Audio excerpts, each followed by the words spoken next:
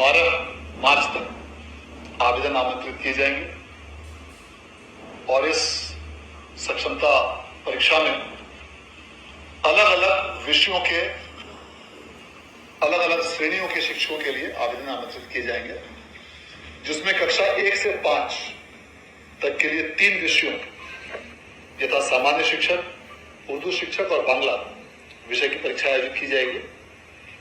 कक्षा 6 से 8 के लिए 6 विषय हिंदी, अंग्रेजी, संस्कृत, उर्दू, गणित एवं विज्ञान और सामाजिक विज्ञान के लिए परीक्षा आयोजित की जाएगी।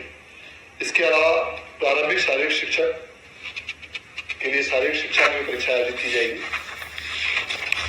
और कक्षा 9 से 10 माध्यमिक विद्यालयों के लिए कुल 20 विषयों में यह परीक्षा आयोजित की जाएगी और कक्षा 11 और 12 उच्च माध्यमिक शिक्षकों के लिए कुल 31 विषयों में परीक्षा आयोजित की जाएगी। इस प्रकार सभी अलग अलग श्रेणियों को मिलाकर कुल 61 विषयों की परीक्षा आयोजित की जाएगी। इस परीक्षा में आवेदन करने हेतु वैसे शिक्षकों की अर्हता निर्धारित की गई है जो या तो सक्षमता परीक्षा प्रथम या द्वितीय में सम्मिलित किसी कारणवश नहीं हो पाए हों या सम्मिलित होने के उपरांत यदि अनुत्तीर्ण हुए हों तो वे इस परीक्षा में सम्मिलित हो सकते हैं। इसके अलावा वैसे शिक्षक जिन्होंने सक्षमता परीक्षा द्वितीय हेतु यदि आवेदन भरा था, परीक्षा शुल्क भरा था और किसी कारणवश यदि उसमें सम्मिलित नहीं हो पाया तो वे भी इसमें सम्मिलित हो सकते हैं और उन्हें इस आवेदन के लिए अलग से कोई फीस पेमेंट करने की आवश्यकता नहीं होगी। यह पूरी परीक्षा सक्षमता द्वितीय कंप्यूटर बेस्ड टेस्ट सीबीटी के माध्यम से आयोजित की जाएगी और इसकी अवधि 2.5 घंटे की होगी। प्रत्येक प्रश्न के लिए बहुविकल्पी प्रश्न होंगे, प्रत्येक प्रश्न का एक सही विकल्प होगा और किसी भी प्रश्न में नेगेटिव मार्किंग की व्यवस्था दिव्यांग हेतु 32% और महिला हेतु 32% की उत्तीर्णांक इसमें निर्धारित किया गया है और इसके आधार पर परीक्षा फल की घोषणा की जाएगी। अतः सभी वैसे नियोजित शिक्षकों जो अलग अलग जिलों में अलग अलग विद्यालयों में कार्यरत हैं, उन सबों से अनुरोध है कि जो भी यदि अभी तक प्रथम या द्वितीय में सम्मिलित नहीं हो पाए हो या उत्तीर्ण रहे हो, वे निश्चित रूप से इस तृतीय परीक्षा में भाग लें और बिहार विद्यालय परीक्षा समिति आपके उन्नत भविष्य की कामना करती है। धन्यवाद। मैट्रिक परीक्षा के लिए मई माह में टेंटेटिव अभी तैयारी की जा रही है। परीक्षा की तिथि की घोषणा केंद्रों के निर्धारण के उपरांत की जाएगी। 12 मार्च तक चूंकि आवेदन आमंत्रित किए जाएंगे, उसके बाद टेंटेटिव रूप से मई माह में परीक्षा लिए जाने की संभावना है, किंतु उसमें अपरिहार्य कारणवश कुछ परिवर्तन हो सकता है।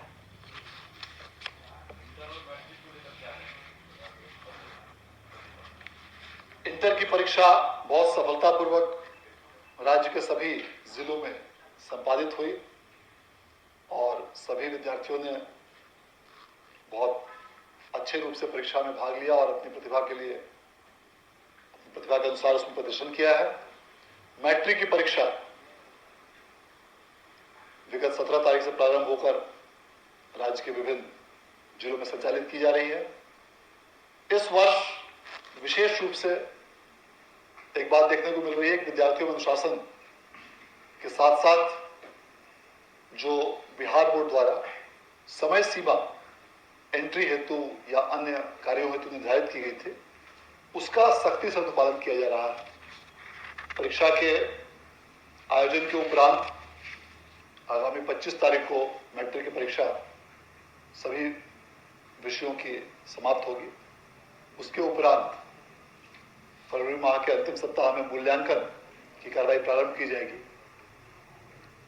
और यह लक्ष्य रखा गया है कि इंटरमीडिएट परीक्षा का परिणाम मार्च के अंतिम सप्ताह में घोषित किया जाए और उसी प्रकार मैट्रिक परीक्षा का परिणाम भी अप्रैल के प्रथम सप्ताह तक घोषित किए जाने का लक्ष्य रखा गया है। किंतु जैसे जैसे मूल्यांकन कार्य की प्रगति होगी उसके उपरांत इस स्थिति में कुछ अपरिहार्य परिवर्तन हो सकते हैं। कल मेरे स्कूल में प्रोग्राम चल रहा था, उसी कैंपस में एग्जाम भी चल रहा था, कोई कार्रवाई नहीं। अभी इसके संबंध में कोई इसके सभी अभी आधिकारिक रूप से सूचना अभी हम लोग को हमारे पास नहीं प्राप्त हुई है।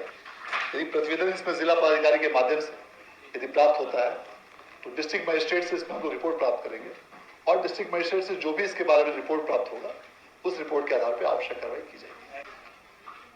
कि बिहार विद्यालय परीक्षा समिति द्वारा संचालित IIT JEE के लिए जो निःशुल्क अनुशिक्षण कार्यक्रम फ्री कोचिंग प्रोग्राम जिसकी शुरुआत माननीय मुख्यमंत्री महोदय द्वारा वर्ष 2023 में की गई थी, उसके प्रथम बैच का रिजल्ट आज से कुछ दिनों पूर्व घोषित किया गया है। मेंस का रिजल्ट प्रथम सेशन का, और उसमें बिहार बोर्ड के इन प्रतिभावान विद्यार्थियों ने बेहतरीन प्रदर्शन किया है। यह हम लोगों के लिए इसलिए भी विशेष रूप से प्रसन्नता और गौरव का विषय है क्योंकि आमतौर पर ऐसा देखा जाता है कि बिहार बोर्ड के विद्यार्थियों का इन कॉम्पिटिटिव एग्जामिनेशंस में जो प्रतियोगी परीक्षाएं हैं, IIT JEE, नीट, मेडिकल इत्यादि में रिलेटिवली सिलेक्शंस कम होता है और उसके कई सारे कारण देखे गए हैं। उसमें से एक कारण यह भी है भाषा की कठिनाई। बिहार बोर्ड के अधिकांश स्टूडेंट्स हिंदी मीडियम से पढ़ाई करते हैं। इतना ही नहीं, ग्रामीण परिवेश से आते हैं। हमारे अधिकांश बच्चे राज्य के सुदूर पूर्व जिलों और सुदूर पूर्व प्रखंडों में ग्रामीण परिवेश में अध्ययन करते हैं। ऐसे परिवेश से आने वाले विद्यार्थियों को इस प्रकार की प्रतियोगी परीक्षाओं की तैयारी के लिए बिहार बोर्ड द्वारा वर्ष 2023 में यह निःशुल्क फ्री कोचिंग प्रोग्राम प्रारंभ किया गया था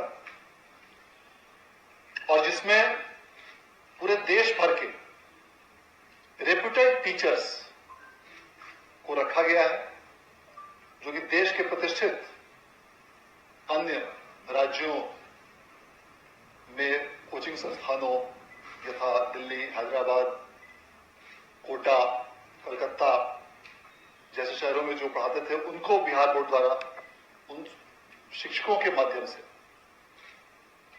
इस प्रकार की टीचिंग की व्यवस्था की गई है और उन्हें काफी अच्छी सैलरी 3 लाख, 3.5 लाख या उससे भी अधिक सैलरी पर इन विद्यार्थियों की कोचिंग के लिए रखा गया है।